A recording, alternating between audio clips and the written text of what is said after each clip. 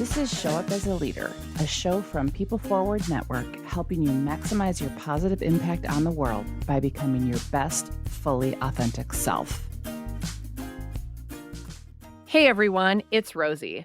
I'm super excited to have my friend Chris Johnson bring her new series, The Leadership Pause, to the show. In this series, Chris is going to unpack what it means to be fully human and access the best of who we are as leaders. And each episode is going to include stories, what she refers to as nerd science, which just is music to my ears. And she will always give a deliberate practice that we can try on at the end and apply so that we can show up as more embodied learners and leaders in our life. Take a listen. If you're like other forward-looking leaders today, you're constantly juggling the demands of an ever-changing business environment with disappearing hours on your day planner, with the needs of your loved ones and family, and the list goes on and on. Have you ever wished for a shortcut? Wished there were a way for a tricky conversation to go smoothly when you were pretty convinced it wouldn't? Wondered how your team would pull it off? Or even secretly questioned your own capacity to lead through tough times? Yeah, me too. I'm Dr. Chris Johnson, the author of The Leadership Pause, an executive leadership coach, psychologist, and owner of Q4 Consulting, a consulting firm dedicated to cultivating strong leaders, healthy workplaces, and engaged, thriving communities. I've been working with leaders and their teams in a variety of settings for just over 20 years. And I'm fascinated with the question of how we learn as humans and how that learning can inform our best work and then support us to live our best lives as leaders and community members. And then how we can take that learning out into the world, where empathy and deep connection with team members creates thriving, high-performing workplaces. My own life and leadership has been radically transformed by the power of embodied learning. And I'd like to tell you a story. You know, it's a funny thing how we learn about the essentials in life. My dad, Roger, taught me about the pause and about leadership as a result of two factors. Number one, his lifelong severe stuttering and his attempts to cope with it. And number two, his courage in the face of that to act on his convictions. Now, my dad was a lovable, rebellious farmer boy. He didn't let the fact of his stutter stop him from being the captain of his high school football team or the president of his class. He was the life of most parties and a rambling storyteller who'd give you the shirt off his back if he thought it'd help you out. When I was young, probably in junior high school, he quit his job as an electrician to break out on his own as an entrepreneur, and he founded a construction company to build custom homes. And by the time I was in high school, he'd become involved in local politics. This led him then to winning the election for supervisor in our local township in central Illinois, a position he held for 16 years. Dad compensated for his speaking impediment in three ways. One, working harder. Two, making him laugh. And three, drinking with the best of them. You see, alcohol loosened his tongue and endeared him to the locals. Remember, he's a storyteller. This resulted in my dad being a hardworking, funny, and very functional alcoholic. Two memories stand out for me, though the activity of each occurred numerous times over the years. Typically, late at night, after not coming home for dinner, Mom and my sister and I ate alone, he'd show up inebriated and plant himself at the kitchen counter. There were two black Naugahyde stools there, and if by chance I'd walk in as he sat down, he'd begin to ramble on and on about how no one respected him. Now, this would have been difficult enough for somebody who's fluent, but with his stutter, which did, of course, relax when he drank, it would take forever for him to get his words out. And on top of that, remember, storyteller? He was. He'd become upset if he didn't sit through his entire story at least twice. It was there and then, on that stool, that I learned a few things, not the least of which was to pause and listen. You see, I believed my dad.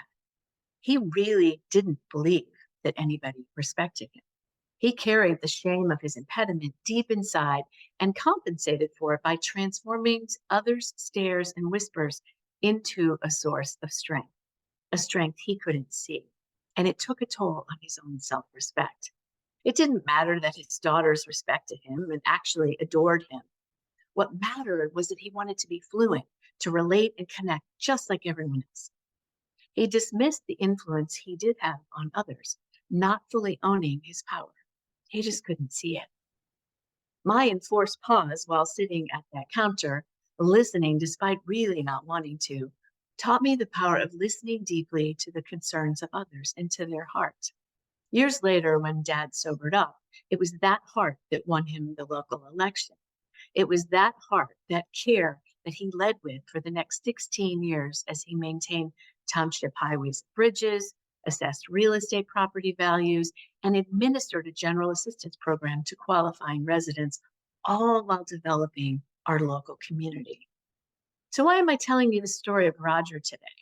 First, because it shaped me as a human and as a leader in terms of how I see the world, how I interact with people and myself based on my values, and how I've come to learn to lead. Then it's instructive. We're all thrown into the world. We don't get to choose our first families, right? We're shaped by how we grew up, the experiences we've had, and how we take those on the road as adult members of our own communities. That's all of us. We don't get around the impact of our life's shaping. We just don't, but we often think that we do. The first element of embodied learning and leadership is awareness or consciousness. 360-degree awareness is what my dad had to learn in order to become the leader he then became. Of course, his stutter was obvious to both him and anyone listening to him. But what was required for him was to feel how he felt about it and to come to terms with the reality presented to him.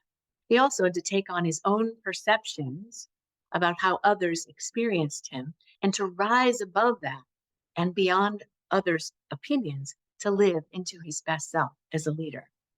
The second element of embodied learning and leadership is attention. Dad cared deeply about connection, about influencing, about making a difference. He clearly wanted to live into his values. Yet his initial lack of awareness and inability to direct his attention left him at the mercy of others' good opinions, his own mindset and mood at the moment. He wasn't as powerful as he'd later become when he got sober and learned how to direct his attention and to make more informed, wise choices. It's what we leaders want and need to do: set the vision, connect with others, make effective and wise decisions, and then take right action. Lastly, the third element of embodied learning and leadership involves conversations that connect with others and effectively engage in conflict as it arises, and then support the next right action. That's at work and at home. And again, this improved as Roger's awareness opened up, his attention was increasingly focused, and his skill at both speaking, remember the storyteller, and listening improved. All these experiences had a profound impact on me. Three elements of embodied learning and leadership are awareness, attention, and conversation.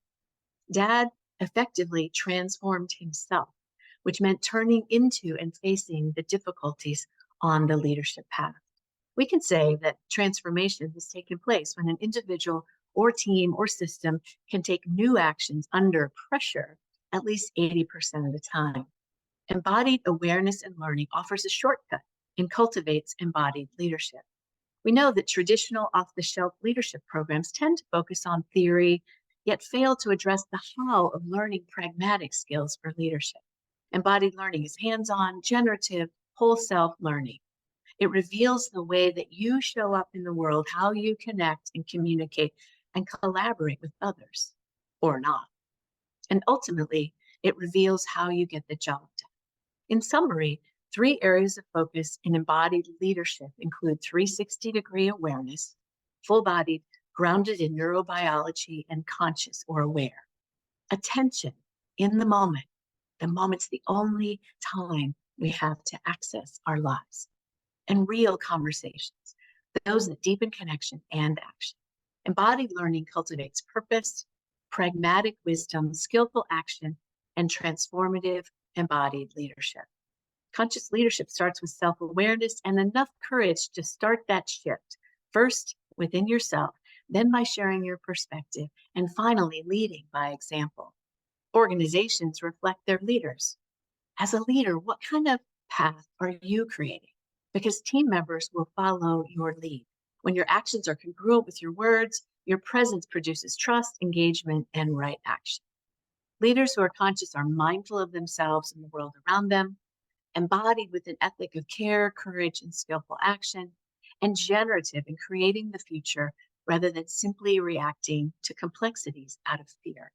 The Leadership Pause, a once a month series on Show Up as a Leader, will stimulate your curiosity and engage your head, your heart, and your hara, or your center, as you explore embodied learning as an essential shortcut to revolutionize your team and your growth as a leader.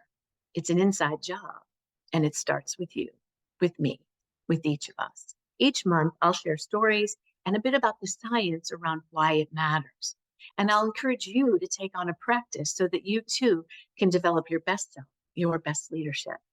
Future episodes on this series will include things like the power of paying attention, the neurobiology of learning and change, cultivating cultures and teams to grow, why 360-degree awareness is a shortcut that you can use, authenticity, empathy, and courage in the face of today's complexities, the importance of living and leading on purpose, storytelling as engagement, and how conversational agility is the key ingredient for leaders today.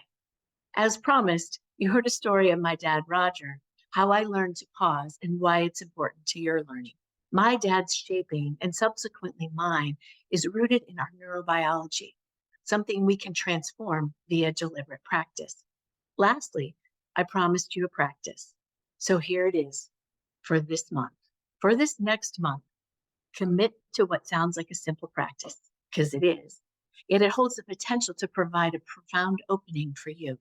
It's a pause practice for 2 minutes a day. 5 steps. Number 1, pause a moment, closing your eyes. Tune into your breath where it's most vibrant for you, at your nose, your mouth, your chest, or your belly. Picking it up and following it through a full cycle of inhalation and exhalation. 2, when you're ready, breathe in a nice full breath and hold it at the top of the breath for a brief 3, 2, 1 count. Then allow a long, slow, and complete exhalation out through your nose. Be fully present with your breath, allowing breath to happen. 3, sense your breath exiting through your nose. Feel into your chest and notice your torso settling. At the end of your last exhalation, notice how you feel differently than before this practice. 4, ask, what changed? Identify 3 words that describe how you feel different. 5, repeat this practice 3 times. My invitation to you is to take on this practice, be curious, learn, and apply that learning in your leadership. I'm interested to know what opens up for you as you take yourself on.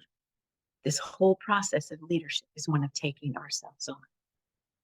As you can imagine, we're just scratching the surface here. There's a link below in the show notes that takes you to my website, or you can reach out to me at LinkedIn. There's so much more to this topic and many others, and I cover many of these areas in my book, The Leadership Pause. You can find it over on Amazon or at your favorite bookseller.